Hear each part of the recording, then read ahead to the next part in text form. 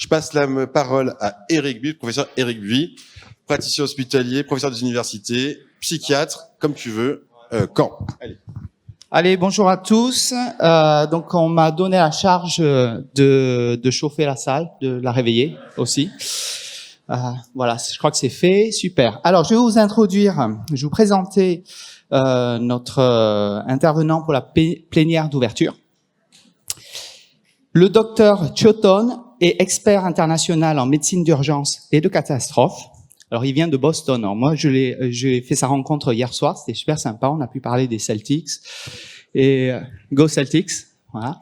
Et on a pu parler de la vie à Boston. En tout cas, il est de Boston. Il a plus de 25 ans d'expérience clinique et de terrain en service d'hélicoptère aéromédical. Et notamment, il est intervenu sur les lieux des attentats du 11 septembre. Donc, il est actuellement professeur associé à HMS, à Harvard Medical School. Il est auteur de plus de 150 publications scientifiques et directeur de la formation de nombreux référents du domaine à l'échelle mondiale. Alors, il a également été un membre actif des équipes d'intervention d'urgence américaines et a conseillé la Maison-Blanche sur les questions de préparation médicale. Ses contributions exceptionnelles lui ont valu plusieurs distinctions prestigieuses, dont la American Academy of Disaster Medicine Distinguished Service Award. Il est aussi président émérite de l'Association mondiale de médecine de catastrophe et d'urgence, la WADEM.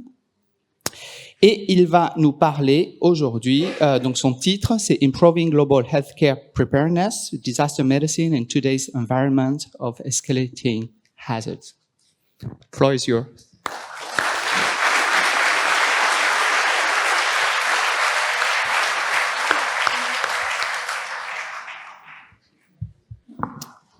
Bonjour à tous. I apologize, that's the extent of my French. And I also apologize that I cannot deliver these regards in French. I will do it in English, but I hope that you'll be able to understand what I say. First of all, it is a great honor to be here. I would like to thank the Madame President and other presidents and directors from both the hospital, the university, and the government. Also, all of you, professors and doctors. Specifically, I'd like to thank Dr. Charles Henry, Dr. Elizabeth, if she's here, for reaching out and inviting Amalie and I to come to this conference. It's a very important conference. So I'll give you a little bit of quick, brief background to how I and actually how we got here. So Amalie Voskanian here with me is the co-director of a disaster medicine fellowship program that we run in Boston in the Harvard system. Our program is the oldest. We're 18 years old now. Also the largest in the United States. So every year we have between maybe 10 and 15 fellows. My personal journey, I can tell you, began in the 1990s when I was finishing up my residency in emergency medicine. So I'm an emergency physician. And then became involved in disaster response. So in the 1990s, I was the commander of a federal disaster team in the United States. And my team did a number of different deployments, probably the most notable of which was to Ground Zero on 9/11. So the morning of 9/11, I was called from the offices in Washington, D.C., told that we are deploying, and we got to New York City that evening. And we spent 2 weeks in Ground Zero, and they were really horrific 2 weeks that we spent there. After that, I've done other deployments as well, deployed to Haiti for the 2010 earthquake, and a number of other lesser-known disasters in the United States. But what I gleaned mostly from Ground Zero 9/11 was an understanding that in disaster medicine, there really wasn't anything out there that defined what the core competencies, knowledge-based skill sets really should be for this evolving field we call disaster medicine. So I took that experience and I put it together to create a textbook that was published first edition in 2006, and our third edition was just published last year. So again, taking all of this together, I would like to just point out that I believe that we are all brothers and sisters in arms, as they say, or in our mission, because we all work towards alleviating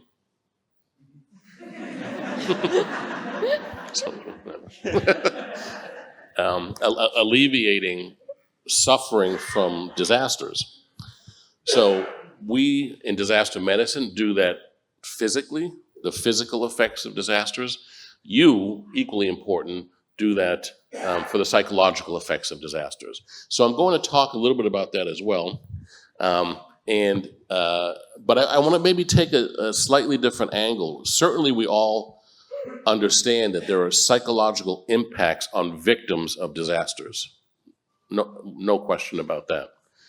But we also know that there are psychological impacts on the responders to disasters, those who are involved in responding and caring for victims of disasters. So I'd like to particularly take a look at that as we proceed through this talk. And the way I would like to do this is more of a discussion. Now, I know I will give a presentation now, but I hope to have some time afterwards to have discussion, questions, conversation. And what I'm going to do now is just give you an overview or a tour of disaster medicine, where I think disaster medicine is today. So let me proceed. Yes, thank you. Do I have I do have the clicker, so I can advance it. Thank you. First of all, if we talk about catastrophe or disasters, we have to ask ourselves, what is a disaster? I mean, quite honestly, when I am in the emergency department as an emergency physician and I treat a patient who's having a heart attack or a stroke or a trauma, that is a crisis for that patient, without a doubt. But does that rise to the level of disaster? Or if there is maybe a car accident and there's one victim, two victims who are transported to the hospital and cared for in the hospital, that is a crisis. But is that a disaster? And how do we define, therefore, what disaster is? How I define disaster is when needs outweigh resources. So typically needs and resources typically should be like this. Daily operations, we hope, right? When needs outweigh resources, that's when you're in a crisis or disaster situation, which means 9/11, ground zero, a large-scale hurricane, a large-scale terrorist attack can certainly be disaster. But also, perhaps in a rural area, maybe that car accident, or maybe that bus accident that has 5 or 10 victims, but is in a small area with very little healthcare capacity, also can be called a disaster because needs outweigh resources. Why do I bring this up? I bring this up because this directly, in my opinion, impacts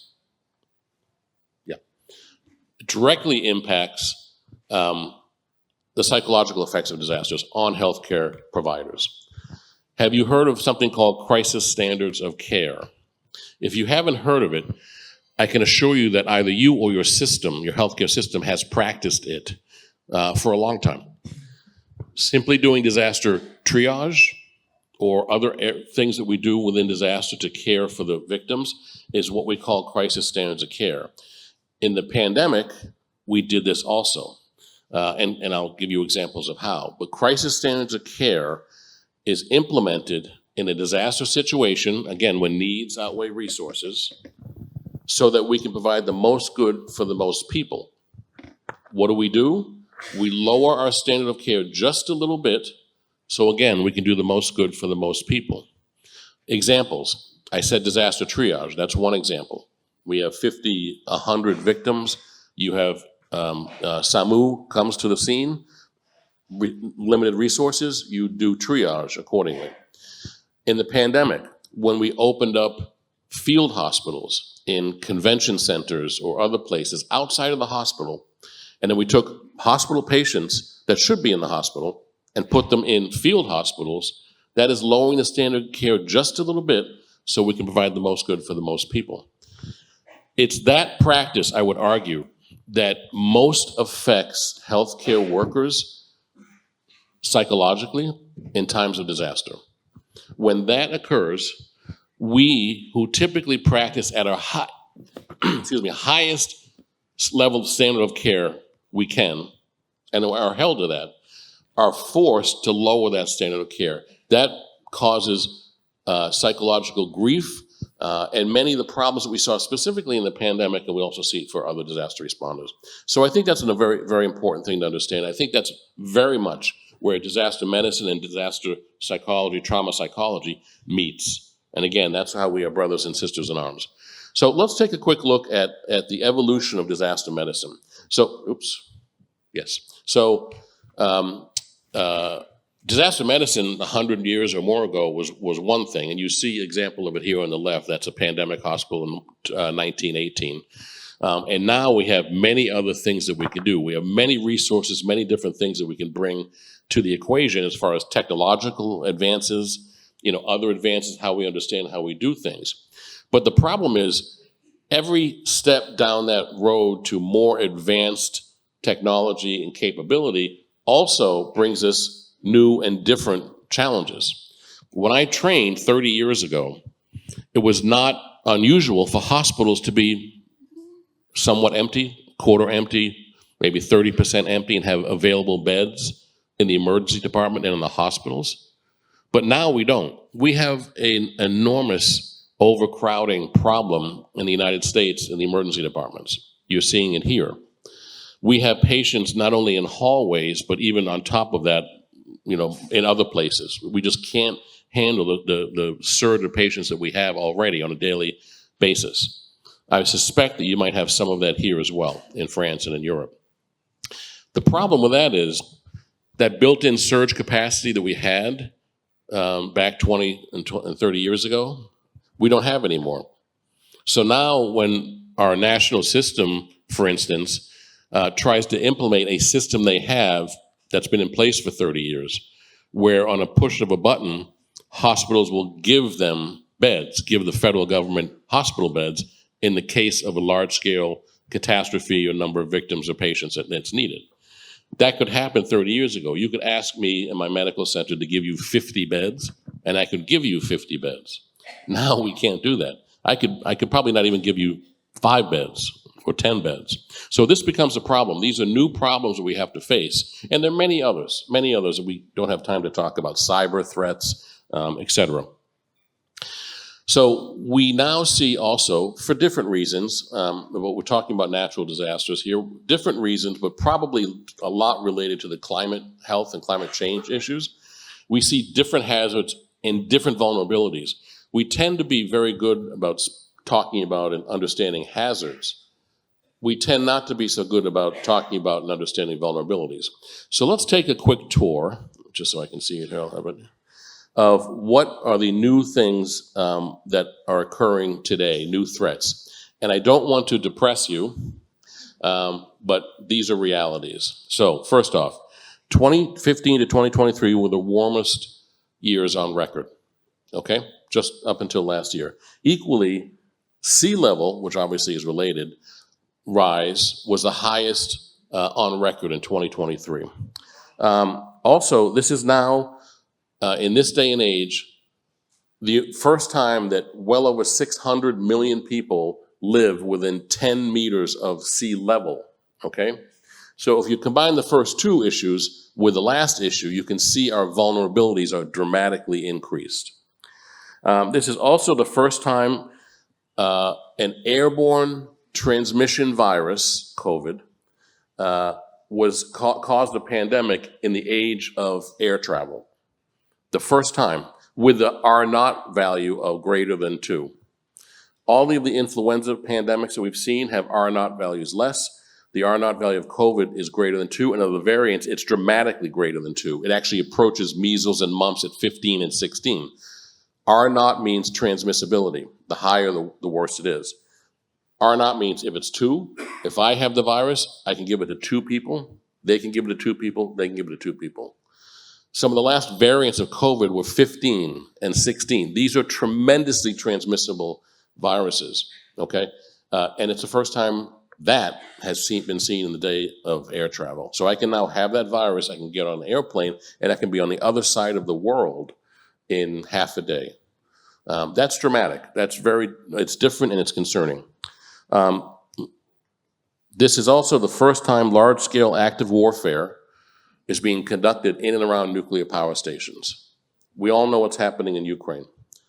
But if you think about it just for a moment, this is the first time the world is seeing that level of warfare in and around nuclear power stations.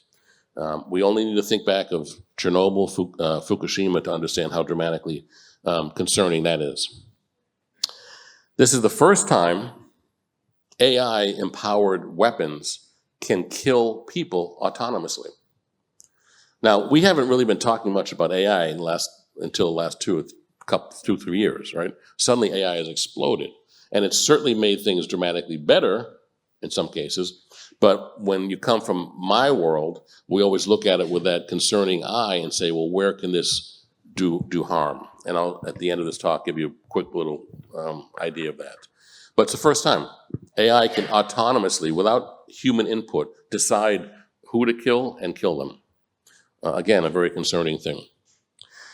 This is the first time that entire healthcare systems can be brought down, IT systems can be brought down from a continent or more away. We have never experienced that before. Now, to talk about disaster medicine evolution, when I trained, yes, we did have the internet, sort of, very rudimentary, but we didn't have all of these other things like cyber crimes, et cetera. I didn't understand. If you asked me or told me when I started training that, oh, there's going to be a cyber threat, I would not have any idea what you're talking about. I would think this is some space movie, you know, the cybers. And finally, this is the first time a chemical weapon capable of killing thousands, if not hundreds of thousands of people, can be purchased on the street corner or from the dark web and delivered to your house. And I'm speaking of fentanyl and its derivatives, specifically carfentanil. And we'll talk about that a little bit in a moment too. So these are firsts that we're experiencing today. Tomorrow, next year, 2 years from now, there'll be other firsts. But all of these are things that are challenging all of us. When disaster strikes, catastrophe strikes, it challenges us in disaster medicine. It challenges you in disaster and trauma psychology. It's all interrelated and all very important. Oh, sorry. This is a trend of natural disasters extending to 2023. And I know it's very hard to see and read, but just pay attention to the blue.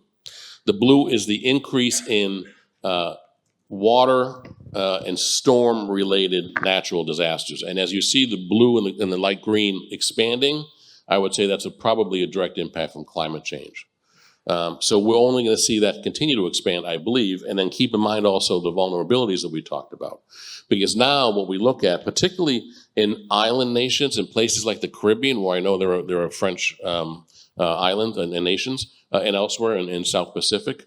So island nations, specifically in areas that are struck by cyclones, have very, very significant vulnerabilities, again, based on level of sea level that they're living at, and flood probability or possibility. So now when we do mapping, and again, it's probably hard to see, but those are islands on the right in the Caribbean, we not only map things like, you know, what's the weather patterns and what, you know, what kind of healthcare capacity is there and other measures, but we also measure sea level and flooding areas, because that clearly is going to be where, if a storm were to hit, where it's going to be most significantly impactful. There are some things that we know and can predict will happen in natural disasters, okay? We can predict that it's always a risk for infectious disease. We know, especially in developing countries, we know that because of what we call WASH, water and sanitation and hygiene, that following a disaster, a catastrophe, we know that there will be infectious disease, and we have to be ready to treat that, and that's from the medical perspective, right? But we understand that. We also know that things like mass displacement will probably occur as well. And that has a tremendous amount of psychological impact.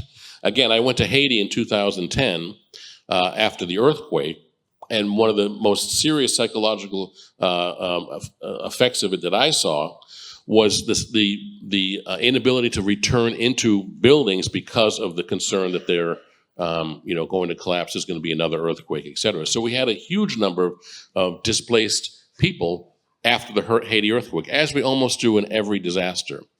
This has to be weighed against, how you care for them in shelters, how you care for the psychological impact of that, of not only being displaced now, but also having lost a number of loved ones. And this all ties into making that population, making that community better after the disaster, making them recover more fully and more quickly.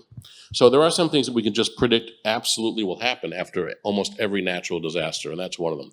So island nations are also different. So when you talk about or think about it, I know that when it was, I think it was Hurricane Irma, correct me if I'm right, Arlene, Irma, that struck St. Martin, I know one of the first things that happened is the French sent a number of disaster teams and relief directly to the French side of St. Martin.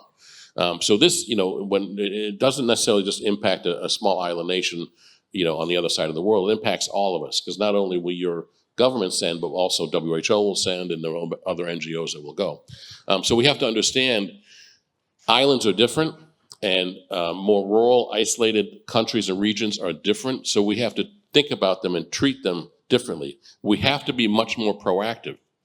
There's a saying in disaster medicine that you should not expect any kind of significant outside resources to arrive at your disaster scene in the first 48 to 72 hours. It won't happen. I don't care where you are. When you look at an island nation or some more rural areas, that can get amplified to much greater than that. It can be a week, maybe even more, before we get significant resources in. So what that tells us is we need to work on trying to build local capacity in disaster preparedness and response. And that includes psychological capacity. You know this much better than I do, but things like psychological first aid and building resilience in vulnerable populations is an important piece of, again, the resilience and the quicker recovery when disaster might strike. Now, that means planning. That means that long before the hurricane or the other natural disaster strikes, we need to plan. We need to plan, as we like to say, on a sunny day for the rainy day. And that's across the board. It's the medical planning that we do. It's psychological planning. It's also other planning, too. Logistically, how will you care for victims of disaster if it strikes? How will you keep your healthcare system up and running? What are the steps you're going to take to mitigate and prepare for a disaster that might strike? Typically, when a disaster happens in, let's say, a rural area or developing country, really, actually, honestly, anywhere, we go through this cycle. So initially, it's the local response. So if the local, and this happens in the United States as well, if the local response can manage the event, it stays at the local response level. If it can't, it goes to a regional response. If that fails, it goes to a federal response, and finally, it will go to an international response. So we have to understand this, but the one thing that we also have to understand is, again, the better prepared we are, the better the preparedness and healthcare infrastructure is before the disaster strikes, the better that we're going to do to respond to it. Which means we're always going to have responders. We will never reach the level, really anywhere, where we can fully prepare a community to be 100% resilient to any disaster that might strike, because that's just not going to happen. So we have to try to approximate that. We have to do the best that we can to get to that point. But we also have to understand that we're going to need responders. So we do have to continue to grow and use the WHO emergency medical team system, which is a great initiative. Other countries have their own disaster teams. We have the DMAT teams. Again, I was commander of one in the United States. You have other teams. We have to continue with that and continue to make that available, but also we have to build infrastructure. The other thing that we have to do is we have to use and collaborate with all of the needed responders in disasters, which includes medical and psychosocial, but also even in the medical world includes other specialties that weren't normally involved in disaster response before.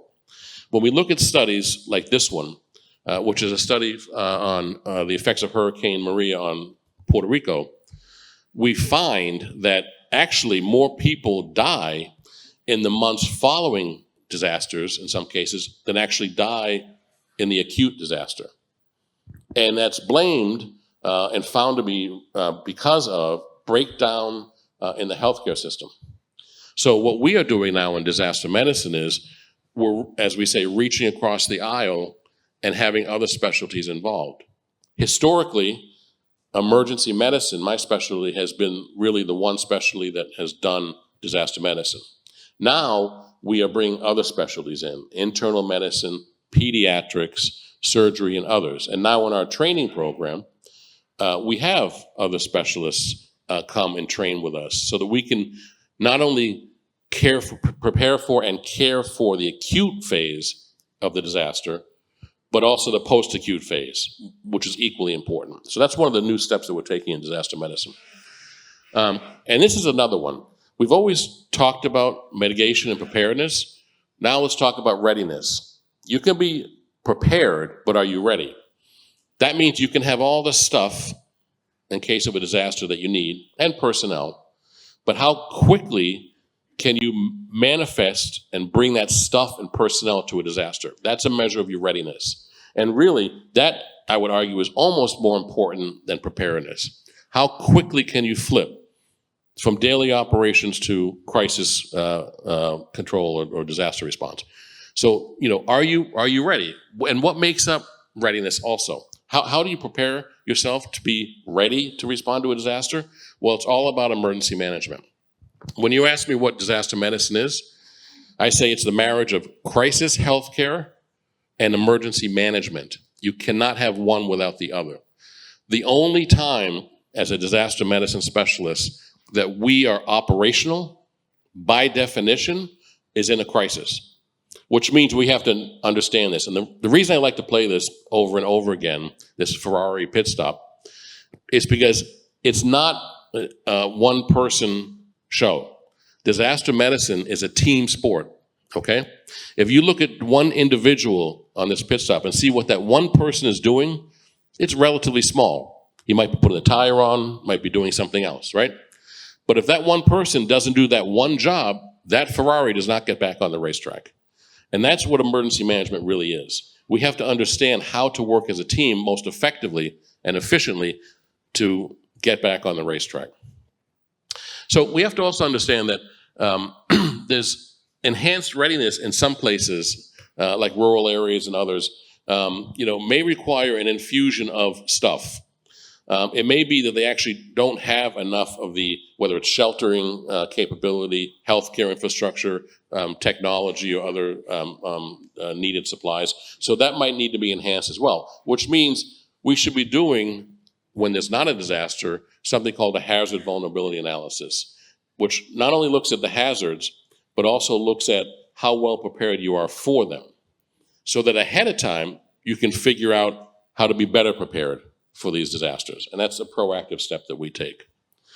Another thing to do also is to make sure that we have collaboration well worked out between things like civilian and military and other response agencies that might come up. That's actually my disaster team there at Hurricane Ike, working with the military for civilian care. But we have to understand that not only medical, not only psychosocial, psychological responders will come. Disasters have law enforcement, fire, sometimes military, others.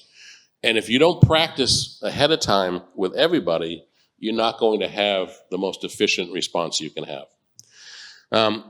The other piece to understand is that, I talked about this post-acute phase readiness. We always, make sure that we have the post-acute phase dealt with, meaning we don't just do a response and then leave. We make sure that after the acute response, we stay until the healthcare system is up and running again. Let's pivot now to intentional events. I know we're talking about natural disasters, but I feel obligated that we should really talk about intentional events because they're out there. And having responded to 9/11 and also, understanding these terrorist attacks to some degree, as unfortunately you in France also do, we know that psychologically it's different. When I went to Ground Zero in 9/11, I had my team was very seasoned. They had a lot of experience, very, very good. And despite that, I had two team members who really had a very acute psychological crisis in Ground Zero. And Ground Zero was a very dangerous place, especially the first week. There were buildings still coming down, huge New York City buildings still coming down. Everything was smoking, everything was on fire. It was very dangerous. So we had to be very careful and could not have issues like that. So this is something as the commander I had to deal with, but it was surprising to me because, again, these were very seasoned people. They'd been to many disasters before, but psychology of terrorism is just a little bit different. And you know that better than I do, certainly. And we have to understand that. We started looking at terrorism back around 2014-15 with the various attacks that were happening, including here, and said to ourselves, you know what, because attacks are not only becoming more often, right, more frequent, which is the bottom line, but suddenly in 2014-15, the attacks continued to rise, but the number of killed, the mortality, which is the higher graph, suddenly dramatically shot up, which said to us that, hey, this is now changing. These attacks are becoming different, more sophisticated, you know, multimodality, asymmetric, attack here, attack there, you know, over a different time period, attacks on healthcare. Not only secondary attacks on healthcare, which have been occurring for years, where a response happens and then 10 minutes later, a secondary attack on the responders. But now in terrorist attacks, there's actually primary attacks on healthcare, hundreds of them around the world every year. Healthcare primarily attacked as part of the attack strategy.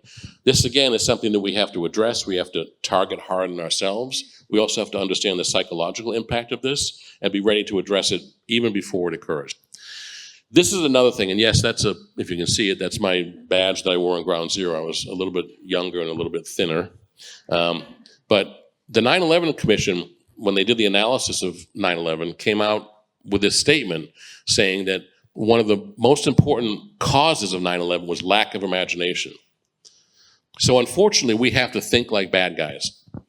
We have to think, what if I was a bad guy, how could I most effectively attack this area? And it differs. One attack in one area may not work in another area, so they always think this out. So we, on the response side, have to equally think about, you know, what could happen that has never happened before. You know, and again, you have experience, unfortunately, more so than many. You know, what happened in Nice really had not happened before. Maybe a little bit here and there, but not that to that extent. The idea of the vehicle ramming attack.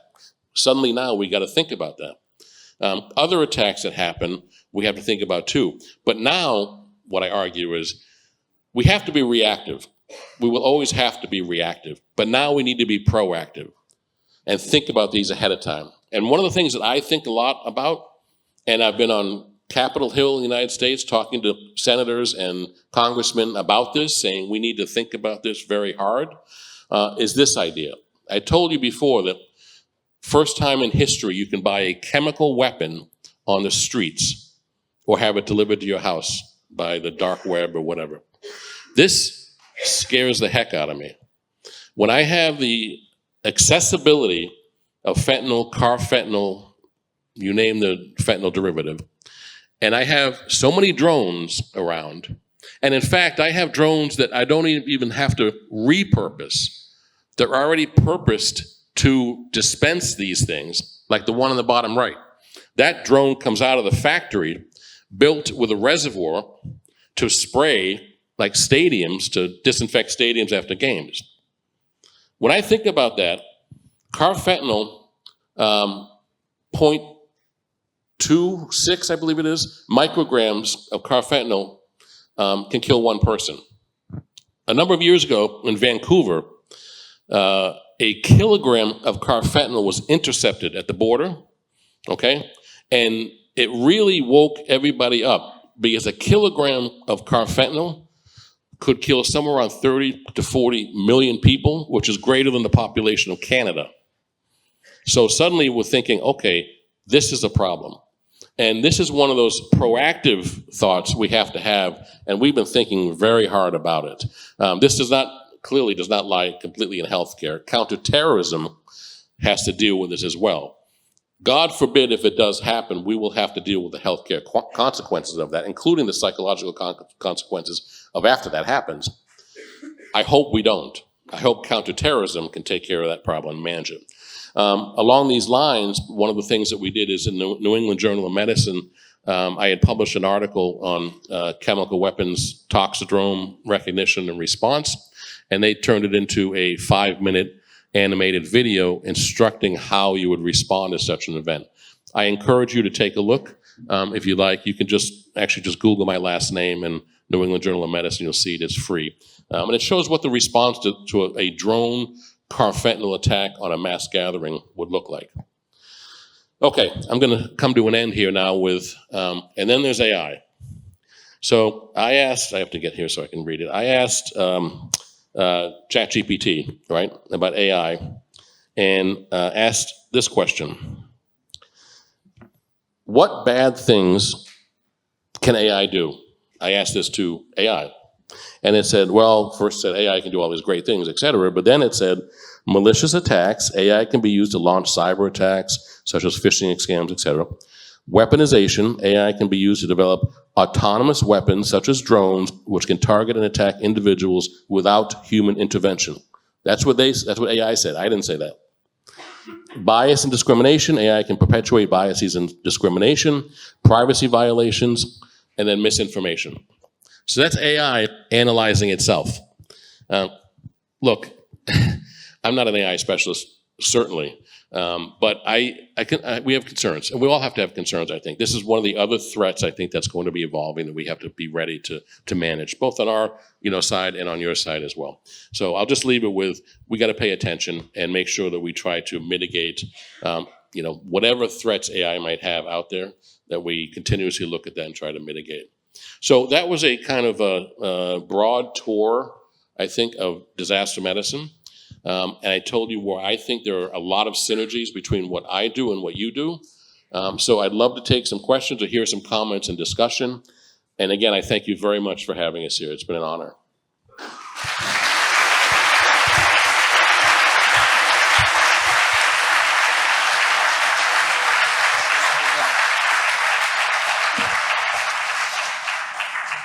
Thank you so much, Greg. Alors, on va prendre. Est-ce que vous avez besoin que je résume en français ou pas? Oui.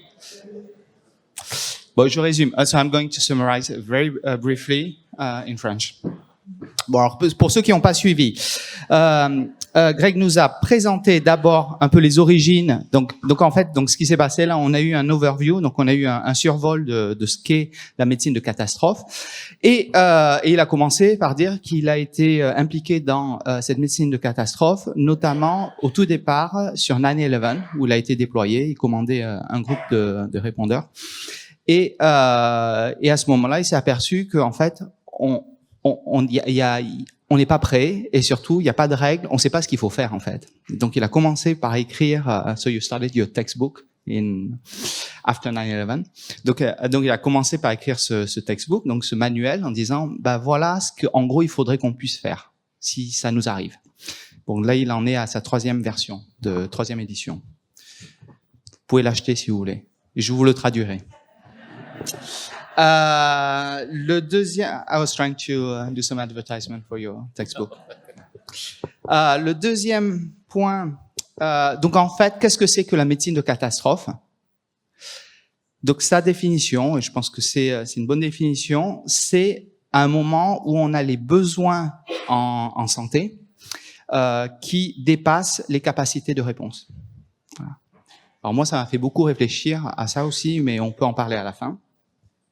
Et donc, il a fait ce survol de toutes les situations actuelles aux États-Unis et probablement en France, et en fait, je le confirme, en France, où on a une réduction capacitaire, notamment des lits et des médecins, etc. Donc là, on a une tendance globale à une réduction des capacités en santé. Et en même temps, comme vous le savez, on a une augmentation des besoins avec des crises successives. Donc, on a parlé de la pandémie, on a parlé du réchauffement climatique, etc. Donc là, ça ne va qu'en s'améliorant, hein, comme vous pouvez comprendre. Hein. Voilà. Alors ensuite, il a parlé de qu'est-ce qu'il faut faire. Alors, il faut planifier. Il faut planifier. Il faut planifier. Et en plus d'être préparé, il faut être prêt. Et donc là, il y a toute cette subtilité d'avoir un plan, mais on peut avoir un plan et ne jamais être prêt. Et donc l'idée, c'est d'avoir le plan et ensuite de pouvoir faire ce switch ultra rapide de j'ai le plan, mais en fait, en quelques heures, je peux le mettre en action. Il a parlé du fait que c'est un travail d'équipe. Donc, vous avez tous vu la Ferrari. Hein, donc, en fait, chaque personne peut faire un seul truc. Mais, en fait, c'est un travail d'équipe. Toute l'équipe fait que la Ferrari va repartir. Et il a parlé ensuite des collaborations avec, donc en fait, on est le secteur de santé, mais on va travailler avec tout, avec les militaires, avec les pompiers, l'administration, etc., etc. Donc on ne peut pas être seul. Et enfin, les 2 derniers points, j'espère que ça va vous permettre de dormir. Donc il a parlé du terrorisme. De l'impact qui est vraiment franchement différent du terrorisme, des désastres, des catastrophes liées au terrorisme sur la psychologie et notamment sur la psychologie des intervenants. Il a parlé de beaucoup de menaces terroristes possibles. Alors, je préfère pas vous traduire. Pour ceux qui n'ont pas compris le risque qu'il y avait, voilà, je vais vous laisser dormir ce soir.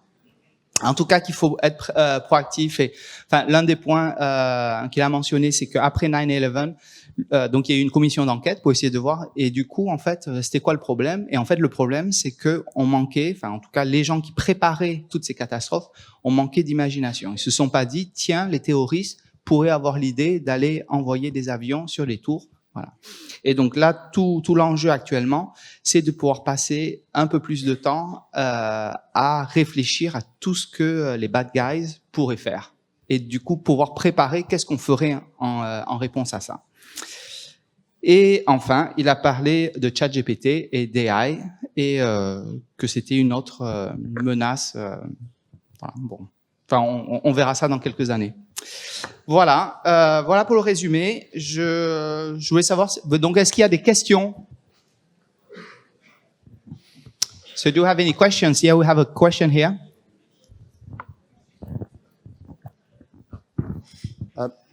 Plus qu'une question, c'est plutôt quelque chose que j'aimerais aborder parce qu'effectivement, le professeur CIOTTONE l'a abordé ici. Ah oui, voilà. Très bien.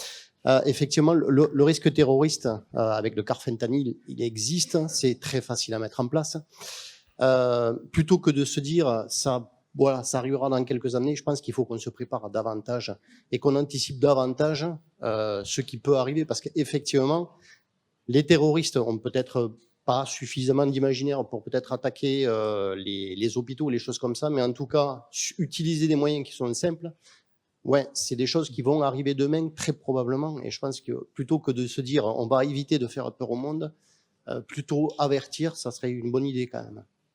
Okay, so the comment is about, to your point about carfentanyl, and that we need to get ready before it actually happens.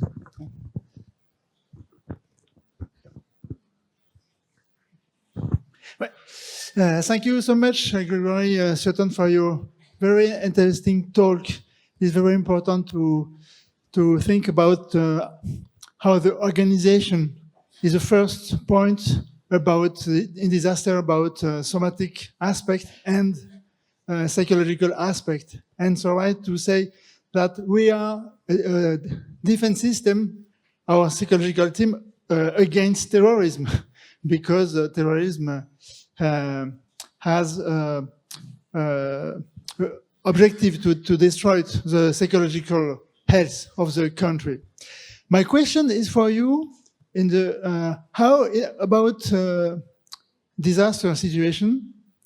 How you think that IA could be useful to help our organization? What is your meaning about what Axis is interesting to develop, and in your experience, maybe, what do you mean about that?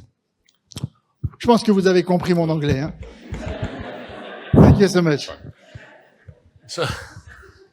So you're asking a non-AI expert about AI. Well, I think that obviously there are very many advances in many fields that AI is providing for us today. If I were to look at disaster preparedness and response, one of the things about disasters are that they are, we use the term, if you've been to one disaster, you've been to one disaster. Every disaster is different. So that's why I like to say it's good to have a disaster plan, but better the planning than the plan. That's actually not mine. President Eisenhower said that. Because you have a disaster plan, and your disaster plan will probably take you through the first 10% of the disaster, but then the disaster will turn left and turn right, and your plan continues to go straight ahead. So the planning process is what allows you to pivot as the disaster changes. Where AI may come into this is we're always trying to forecast what's coming and what's going to happen and how it might change. Disaster response in general, not just healthcare, but response is always walking into a chaotic mystery because you don't know exactly what's going on and trying to assimilate and analyze information as you get it to get more and more and more of an idea of exactly what that disaster is. AI may be able to facilitate that. You may be able to create AI systems that can take in data that's sporadic and chaotic and coalesce it into something that is more quickly understood than maybe I can do it. So that's one area. I think there's other areas in technology certainly as well. AI is going to help us in different technological areas. But my limited AI abilities, that's probably what I would say. Another question? Yep. Hello. Thank you very much for sharing with us your knowledge. More disasters means more trauma for patients, but it will also certainly lead to more trauma for healthcare professionals and other people involved in these disasters. I was wondering if you were thinking about some new plans for taking care of these people, for helping all the people involved in these disasters to recover from helping these people as well. So you mean the psychological impact? Yes. Yeah, in that way. Undoubtedly, yes. What we are doing, in fact, we just did it at our program like 3 months ago, is trying to bring in experts, our fellowship training program, experts, to talk about and think this through. So we had a symposium at Harvard Medical School, again, about 3 months ago. We had some trauma psychology experts in to talk, who had disaster experience, to talk about that and to promote the idea of psychological resilience to the extent that you can do it pre-disaster. Again, historically, when I was deploying different places, the way that we, as far as I understand, what we would proceed or how we would proceed is you would get the psychological trauma and then you'd be sort of treated for it. We had critical incident stress management, which I think is proven out to be not effective, and other things after the trauma happens. Now I think we're looking at, okay, well, how do you become, to the extent that you can, how do you become a little bit more resilient to psychological trauma before the disaster? And then also, how can you treat that, more quickly, essentially? So as opposed to not having the almost immediate, psychological response there, now we have trauma psychologists and others with us on either deployments or with it, in the disaster area during the disaster response to kind of more in real time, specifically help with the responders and the healthcare responders. Again, I'm not an expert in that, but we bring experts in to try to discuss that and have that conversation. Have you worked with the BHI, the Benson Henry Institute? They have a resiliency program, like stress management. Not yet, no, I haven't done. Well, I can probably introduce you. Yeah, because back then they did create it like an intervention, an 8-week intervention, 2 hours per week, and it's mostly stress management and building resilience. And we tried to back then we tried to expand it to roll it out in active military. So that could be a good fit for you. Yeah, we should talk about that. Oui, Patrice Louville, c'est juste un petit commentaire du commentateur. Eric proposait de traduire le livre du professeur CIOTTONE. Je sais, oui. Non, c'est juste, j'en profite pour rappeler qu'en France, quand même, on a le manuel de médecine de catastrophe qui a été édité par Henri Julien, qui doit dater de 4-5 ans, qui est donc quand même, on a une référence incontournable en médecine de catastrophe. Je ne sais pas si Catherine Bertrand est déjà là mais elle peut en parler aussi. Et rappeler que dans ce manuel de médecine de catastrophe, il y a un chapitre sur l'urgence médico-psychologique qu'on avait fait avec Jean-Luc Janin. Bon, oui, je peux aussi le traduire en anglais, du coup, c'est ça? I was talking about another textbook that was in French. More advertisement. Thank you again, Dr. CIOTTONE, for coming there. So I wanted to say that I'm really happy about the fact that you pointed out the fact that we have to be proactive and at the same time that we have to work with the local resources. Because at the same time, when we go out about what happened at the Caribbean, we understand that we really have to work with the local resources. And this is going to help us to very be more efficiency. Absolutely, I agree. And quite honestly, that's the way we do it in the United States as well. So, a large-scale disaster, let's say like 9/11, even though it's large enough that there'll be other federal teams coming in and the federal system comes in to help, it's always the local area that is in charge, is commander of that, incident commander of that scene, because local resources understand the community better. They know what the assets are and how to operate, et cetera. So what we do is we come in, the federal side comes in as just assistance. That's why it's called Disaster Medical Assistance Team. We don't come in and say we're in charge. We come in to assist because, again, for exactly what you're saying. And that's why I think it's so important in areas where maybe, this kind of preparedness infrastructure is not fully in place, to really rely on local resources. I 100% agree with that. Okay. Je crois que c'est la fin et on a la pause. Un dernier commentaire. Non, mon commentaire, c'est pour dire, parce que je pense que tout le monde ne sait pas, pour dire que merci beaucoup à professeur Éric Buy, qui nous fait l'honneur donc de présenter, de participer activement avec nous et de présenter Gregory CIOTTONE. Mais il faut que vous sachiez que Éric Buy a été, donc qui est professeur de psychiatrie, a travaillé à Harvard, a été président de la Société internationale de traumatologie, l'ISTSS, et c'est vraiment une chance pour nous d'avoir un Français de ce niveau international et qui a pu collaborer avec les équipes américaines. Et je pense qu'on peut féliciter vraiment Éric Buy pour son parcours. Thank you. Thank you. Merci. La pause alors. Okay. So, thank you again so much. Thank you so much. Right.